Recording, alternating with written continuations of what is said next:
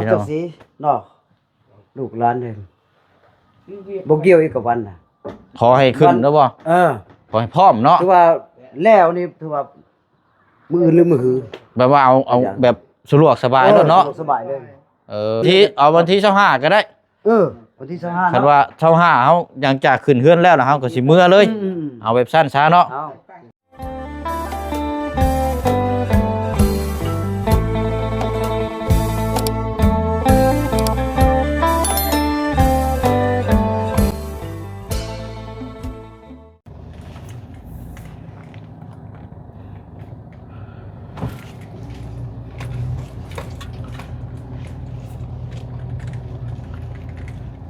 หยุดเบรกอิสโกเป็นยังไงมื้อนี้เนาะมาเดี๋ยวบ่สร้างเอาโอ้เรียบร้อยแล้วสบายนี่พี่น้องเนาะน่าจะเสร็จสิ้นตามที่เบิกหน้างานเนาะเอาเดี๋ยวลงไปเบิ่งข้างล่างก่อนพี่น้องเนาะก็ถือว่า2 มื้อ2 มื้อ3 มื้อโอ้หลายมื้อเลยพี่น้อง2-3 มื้อ4 มื้อพุ่นละที่ผ่านมาที่เฮารอติดตามสำหรับทางเวียกงานนี่แหละพี่น้องเนาะบ้านของทางน้องลาทางสร้างก็กำลังต่อเติมขั้นตอนสุดท้ายเป็นลูกติงบนดอกบนไหลเนาะเอามาเบิ่งน้ำกันเนาะพี่น้องเนาะกราบทักทายสบายดีและสวัสดีพ่อแม่พี่น้องเบิดสุขุสุคนในพี่น้องเด้อเนาะมาพบมาเจอกันอีกคือเก่ากับช่องของทางพ่อน้องเปลเนาะพี่น้องเนาะกมีแต่ว่านี่แหละพี่น้องเดือขั้นตอนสุดท้ายก็จะได้พูดคุยถามเบื้องก่อนเนาะมือดีมืองามมือสันวันดีให้ทางครอบครัวเพิ่นโยกย้ายขึ้นแล้วบัดนี้พี่น้องเนาะจะได้พูดคุยถามทั้งสร้างแล้วก็ทั้งครอบครัวเขาเจ้าในพี่น้องเนาะว่าให้ดีน้ำบ่มือใดมือดีมืองามกับแม่นว่าอันนั้นแหละพี่น้องเพราะว่าเฮาเวียกเฮาน่าจะเบิดแล้วล่ะพี่น้องเนาะว่าทั้งผู้ใหญ่ใจบุญแล้วก็ทั้งพี่น้อง FC ก็ยังบ่ได้มีความขึ้นใบก็มีแต่ประมาณซั้นนี้แหละพี่น้องเนาะเอาเดี๋ยวเข้าไปพูดคุยน้ำกันเนาะเนาะทางน้องลาสบายดีก่อนลูกสบายดีเป็นอยู่ไดมื้อนี่ฮะแม่ไปใช้ก็เอาอันนี้เอาไปให้ทั้งสร้างก่อนลูกไปคนละ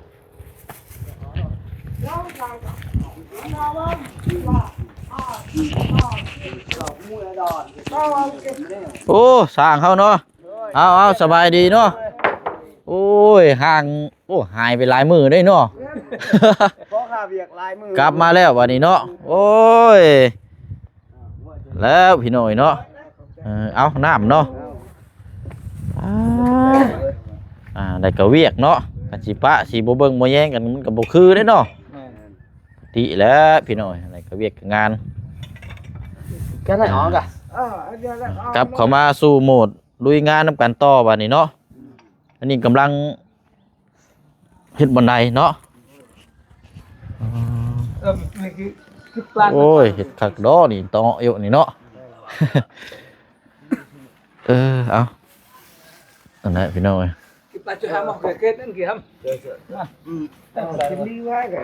วันดีน้องเจอเลยเจาะเลยเนาะเดี๋ยวขึ้นเลย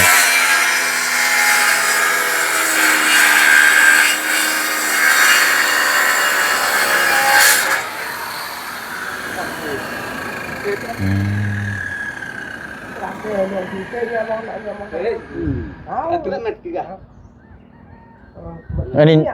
ในบ้านบ่นี่ในบ้านเอานี่บ่ใช่เจ้าของเงินนี่แหละอ๋อโดยทั้งพ่อนี่ในบ้านมันบ่ในบ้านเลยเห็นเวียกนำกันตั้งนานบ่ได้ถามได้บ่ได้ฮู้ได้พี่น้องโอ้ยเนาะในบ้านก็ได้มันก็ชำมันอยู่บ้านแก้งทองแล้วนั่นก็เฮ็ดเวียกจนนี่แล้ว ไว้ว่าเป็นช่างอะไรกันไอ้ไว้เป็นในบ้านโอ้ทางพ่อน่ะเป็นในบ้านควบคุมอยู่นี้เนาะ บ้านนั่งปูนั่ง นางปูนาเพิ่นบ่อ๋อ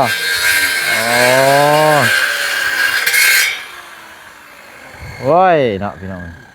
เวียกจนสิแล้วเนาะเอายิ้มละทางนี่เนาะบ่ได้ไปโรงเรียนบ่เป็นนี่ได้คือบ่ไปฮะยาแล้วเลิกแล้วเบิ่งนี่เนาะยาไปแล้วพี่น้องไปก็บ่เป็นหนังสือมีหยังนะเมื่อยมั้ย ได้ลูกหลาน โนตายตกใจดิจังเฮ็ดแท้นี่ ตาเลยเลย โอ้ย ตาไม่ได้ว่าเลย อ้าวจูเนาะ อ้าวก็แต่ไปเลย อ้ายบาทนี่ สกองเฮือนนี่เป็นผัวสกองเฮือนเดี๋ยวไปได้ย่อย รถอันนี้เนาะมื้อนี้ย่านแล้วอยู่มื้อนี้เนาะ จะซื้ออยู่ ย่านบ่อยู่ล็อกบ่ดีพี่น้อยคันว่าแล้วนี่ก็แม่นช่วงแรงๆบ่พอ ใช่แรง เนาะกับอันตัวนี้เด้อหาอันคือบ่ใส่ก้อให้เฮานำเลยตัวก้ออันนี้น่ะบ่ได้เห็นบ่ในถุง ยังทำได้ มันไม่ใช่เนาะ ยังหมดเลยยังหมด อ๋อแต่ผ้านี่ใส่เรียบร้อยแล้วเนาะ ก็มันยังแล้วนี่ก็ใช้เกาะเลย เรียบร้อยแล้วผ้าพี่น้อยเนาะเดี๋ยวแต่เกาะเดี๋ยวแต่ใส่ลำเลียงหมดเลยเนาะ กับล็อกยังไม่ได้เจาะ โอ้ยังบ่ทันได้เจาะรอฮู้อันล็อกลูกกรอืมไปขึ้นมาเทิงพี่ก่อนก็ได้ไป กินอยู่ตารางนี่แหละผมมีเงินหัวกัน เฮ็ดอยู่ลุ่มพุ่นไหนอย่าไปเฮ็ดเดินครัวมาเฮ็ดอยู่เทิงพี่โอ้เบิดแล้วพุ่นแล้วเฮ็ดปุ๊กอันนั้นไม้เก่าแล้วได้ยังหลายอยู่ปุ๊กกระตูบเฮ็ดของครัวเอาบัดนี้น่ะปุ๊กกระตูบเฮ็ดของครัวเอาอยู่ข้างหน้าบ่หรือว่าสิเฮ็ดข้างหลังก็แล้วแต่เนาะพ่อเนาะ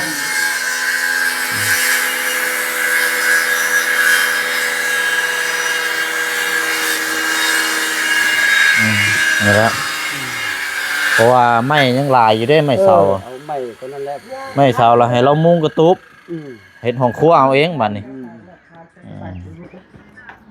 หลายอยู่ดอกเอาจับใส่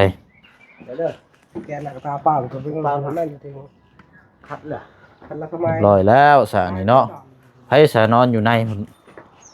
มีคนนอนอยู่บ่เอาบ่พานอนได้ขึ้นก่อนได้เนาะจังน้อยนอนบัดว้ายถึกเลข6ตัวเนาะพอแห้งแล้วมันสิได้หลังใหม่เด้อื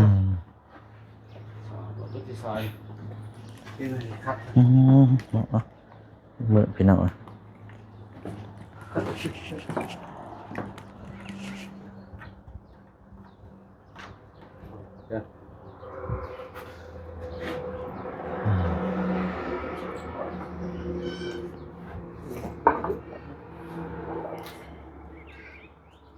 เรือนชานดังนี้ก็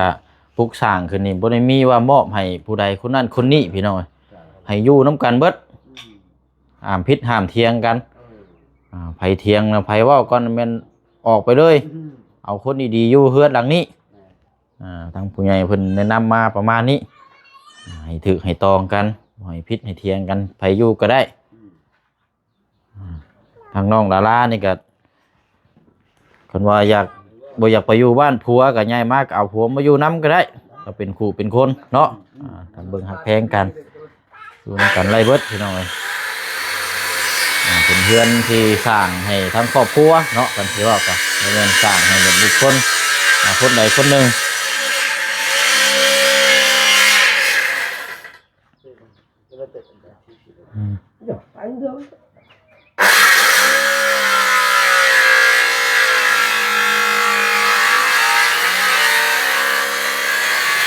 เอาล่ามาพี่ละมาจับมันหันระบาดกัน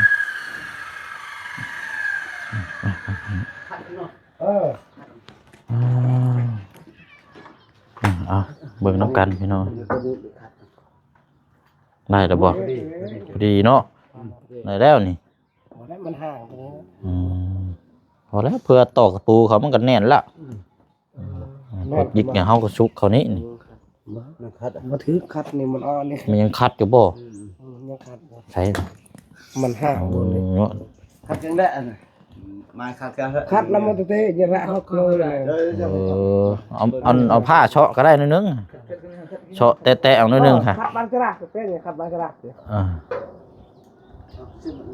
ผ้าเอาเกียร์เนาะเห็นเกียร์แชะนิดนึงเอาเห็นอยู่ว่าล่ะยุกขึ้นอยู่ลูกให้ทั้งน้องเพิ่นจับกล้องให้พี่น้องเอ้ยอันว่าขึ้นมาพี่ก่อนก็ได้พอเดี๋ยวเฮาสิถามเจ้าอันว่าแล้วบัดนี้แหละเฮาจะถามว่ามื้อใดหามื้อดีมื้องามหาขึ้นเด้อเด้อ ก็นี่ เอาแบบตรวจเลยก็ดีคือกันนั่นแหละ ได้แล้วเลยให้ พอสิถามทั้งครอบครัวว่าพี่น้องเอ้ยคือเห็นนั่นแหละไปทางใดเนาะประตูลูกขึ้นมาพี่เจ้าน่ะทั้งลุงได้เนาะโดยเอายืนอยู่นี่แล้วนี่พี่มาพี่ เที่ยง ยืนได้ก็ได้บ่เป็นหยังนี่นั่นแหละมองพุ่นแหละ โอ้ยกาดเลย ถามทางลุงก็ได้เนาะคันว่าแล้วมื้อนี้นี่หามื้อใดเห็นสิ วันก็ นี่วันศุกร์ มันสุกร์บ่ ยังนานแล้ววันศุกร์ บ่มีติดเวกติดงานบ่วันศุกร์นี่มันถึกวันที่ยังนี่ เพราะว่าดูนาท้องถิ่นเขาเขตนี่คือว่าเขานิยมว่าวันศุกร์เนาะคือวันใหม่ตัวอย่าง แม่นอันเรือนหลังนี้ย่อกับวันศุกร์เนาะแล้วก็ขึ้นกับวันศุกร์คันว่าเป็นบ่ได้ก็ นั่นเลยบอกในวันถึงมื้อนี้วันยัง วันจันทร์ วันจันทร์ วันบ่วันพุธมื้อนี้น่ะ ใช่ป่ะ บ่แม่นเนาะ วันจันทร์นี่ วันจันทร์ในลูกนี่ วันจันทร์ได้ วันนี้วันอาทิตย์ มื้อนี้วันจันทร์บ่ โดย วัน จันทร์ที่23วันศุกร์นี่เบิ่งก่อนได้เฉพาะเลยเบิ่งเฮาไล่ตารางเบิ่งก่อน จ้ะ เพราะว่าเฮามีงานทอดถวายอยู่บัดดงเด้ทอดบัดป่าอยู่แม่นอยู่บัดผู้กวางนี่ถ้าว่ามันตรงกันนี่มันสิเฮาสิบ่ได้มาก็ มันเรียกวันหนึ่งนะ เดี๋ยวไล่เบิ่งก่อนซะอันน่ะเดี๋ยวเด้อวันศุกร์เนาะมื้อนี้ก็วันจันทร์วันที่23 24 25นี่เฮาสิเมื่อบ้านเมื่อซอยงานดองทางลูกหลานที่บ้านอีก25 27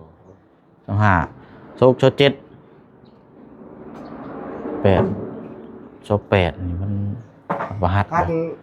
บ่ทันเด้ จันทร์วันจันทร์นี่ วันจันทร์ก็เรามาขายปากเลย วันที่3บ่มี 23 24 25 26 27ตรงวันที่27แต่ว่าเฮา27เฮาบ่งานดองอยู่พุ่นบัดติดเนาะโอ้ฉันก็น่าจะเป็นเดือนหน้าพุ่นแล้วบัดนี่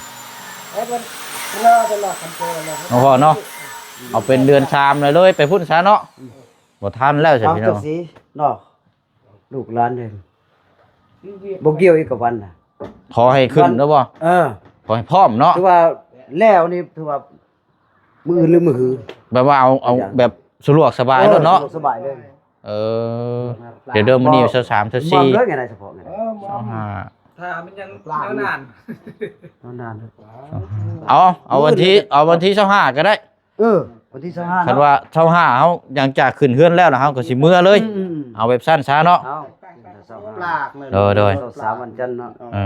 24มันพุธเนาะมันพุธ วันอังคารวันพุธนั่นแหละ25เนาะ โดย ปลากเลยรวม มันคันว่าเฮิงไปพุ่นมันคือวันเฮิงเนาะ คือว่าแล้ว มันคือเฮิงโพดเนาะ ไปแต่ละบอลก็25 โดยเอาเนาะเอาวันที่25วันพุธพี่น้อยเพราะว่ามื้อนี้ก็น่าจะแล้วแล้วล่ะเนาะคันบ่แล้วก็แม่นเก็บตกใจเล็กจังน้อยมื้ออื่นก็แม่นมื้อฮือก็แม่นว่า คาราบ้านั่นแหละ ขึ้นเนาะเพราะว่าเฮาขึ้นก็บ่ได้มีหยังมากมายดอกเนาะ บ่มีเนาะ มีแต่หาญาติพี่น้องเนาะ สมมุติว่าอันมีไก่มีหมูมีหยังก็เฮาเพียงแต่จำไปซื่อๆดอกเห็นจำให้เขา แต่คือกับเฮาอันน่ะผีสัตว์ แต่ว่าก่อนอื่นนี่ทั้งจำทั้งฮีดทั้งนี้นี่เฮาจะบ่ขอรับเด้ออันลุงเด้อให้ทางครอบครัวเฮ็ดเองได้ เจ้า เป็นหมู่หรือว่าเป็นจำเกี่ยวกับซื้อหมู่ซื้อหยังซั่นนี่เฮาบ่เกี่ยวนำได้ บ่เฮา แต่ว่าเฮาสิซื้อเป็นแนวอยู่แนวกินมาให้อยู่แต่คือเฮาซื้อมาตอนขึ้นเรือนนั่นแหละแต่ว่าเป็นพวกจำฮีดเนี่ยว่า ลุงผู้เฮ็ดเอง โดย เนาะตามที่ตามของเนาะ ทางนั้นน่ะเฮาสิมอบให้ชุมเจ้าเลยเวลามื้อขึ้นเรือนน่ะแต่ว่าแนวอยู่แนวกินเป็นน้ำเป็นในจังซี่เดี๋ยวเฮาสิซื้อมาให้และก็ ญาติพี่น้องคนที่รู้จักกันนั่นแหละเนาะประมาณกระโบรวงบลายกับทางสร้างเขานี่แหละตุ่มมาโฮมน้ำกันหลังจากนั้นวันที่25แล้วตอนเช้ากันเฮากับประมาณเที่ยงเฮาก็สิเมื่อนะพี่น้องดีแล้วสนอมันเพราะว่าเลยไปพุ่นว่าโอ้หึงเลยเนาะเยอะประมาณเดือน3นะพี่น้องสิหึงเอาแต่พี่น้อยเนาะถามทางผู้ใหญ่นี่แหละเนาะผู้เป็นแทนว่าสิถามทางเอื้อยเราทางผู้อันนี้ก็โอ้ยแล้วแหละพี่น้อยมื้อนี้ก็จักไปทางใดบ่ได้ไปเฮือนค่อยนะ ห่าน ลิ้นนานเอาแล้วนั่นแหละพี่น้องก็มอบทั้งถามทั้งลุงทั้งป้าน้าอาเราทั้งนี้พี่น้องนี่เบิ่งเพื่อให้ลูกให้มันแล้วรุ่ร่วงไปด้วยดีเนาะอยู่ดีกินดีนอนไว้นอน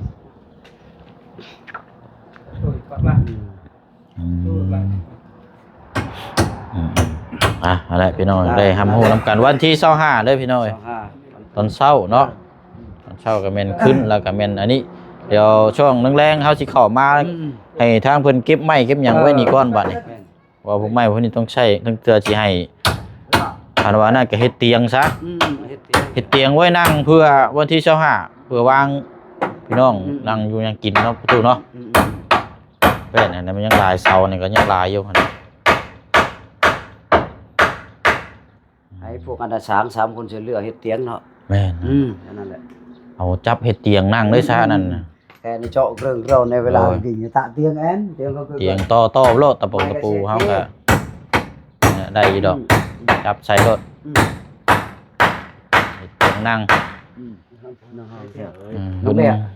คุณครัวขึ้นหยังกันแล้วก็ทางครอบครัวเพิ่นให้เพิ่นเฮ็ดปุ๊กเอาแล้วพี่น้อยเนาะปุ๊กเพิ่นครัวอีกต่างหากแยกเอาปุ๊กข้างล่างเฮ็ดอยู่ให้กินข้างล่าง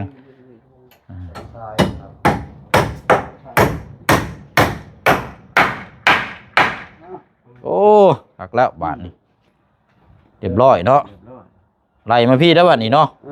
คุกมาพี่เนี่ยนี่อ้อมมานี่แล้วบาทนี่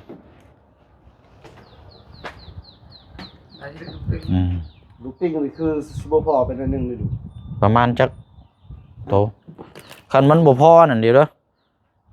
จะไล่เบิ่งเนี่ยยังลายบ่ทำไมข้างหน้าไล่ห่าง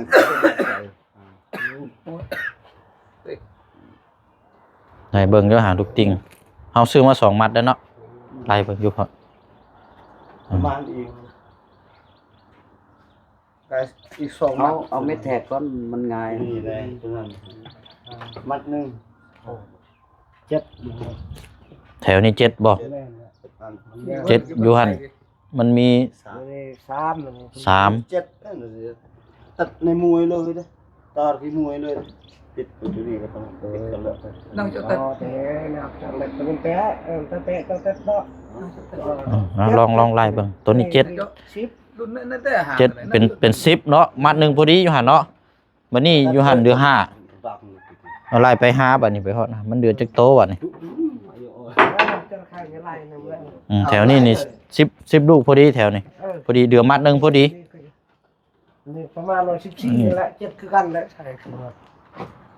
ดูว่าชันบ่ตัวนี้ตัวนี้5เนาะดู5ยามนี้5นี่ฮอดหั่นบ่อันนั้นไปพุ่นเดือเท่าใดบาทเอารวมหมดมาอีกมัดนึงเนาะ15เด้ยังมัดนึงพอดีมัดนึงยังมัดนึงนะพอดีนั่นก็หารใช้กันหั่นละเอาบัดจังก็เดี๋ยวเฮาสิเอาลงมาให้ใหม่เด้อคันว่าเจ้าเฮ็ดตัวนี้แล้วคันว่านั่นก็ติดตั้งตัวนั้นก่อนก็ได้เจาะหูเจาะหยังก่อนก็ได้เพื่อเฮามาเนาะก็พอดีนะคันว่านั่นก็เฮ็ดแทงหูลูกกอกลูกกอตัวนั้นก่อนก็ได้เนาะเดี๋ยวเฮาซื้อมาแล้วจังไดตัวนี้เจาะเย็นได้ไว้ถูกต้องด้วยเอาเจาะให้เลยน่าจะตาชิ้นได้ไว้เหรอตาชิ้นได้ไว้เด็กกี่ไปหาแล้วซะพี่น้อยเนาะเดี๋ยวขาดลูกติงอีกประมาณมัดนึงซื้อมาเพิ่มอีกให้ทั้งสร้างเพิ่นหารใส่เนาะโอเคมาละป่านนี้เราก็มาพูดมาคุยถามมาแบบ แจ้งน้ำกันแบบมือ2มือนี่แหละพี่น้องมันจะง่ายเพื่อกะเกียมทำนั่นเลยเนาะฮิตของประเภทนี้ก็เดี๋ยวมอบให้ทั้งประตูเราทั้งประลุงจัดแจงเองเลยนี่พี่น้อง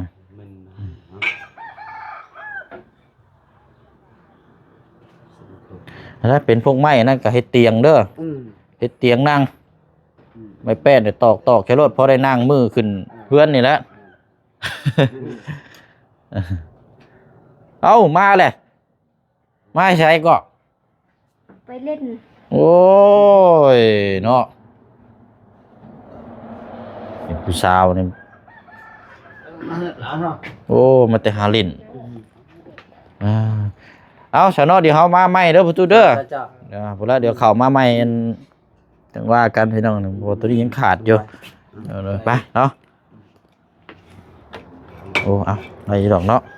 จิ้มใช้รถตะปูลายรถ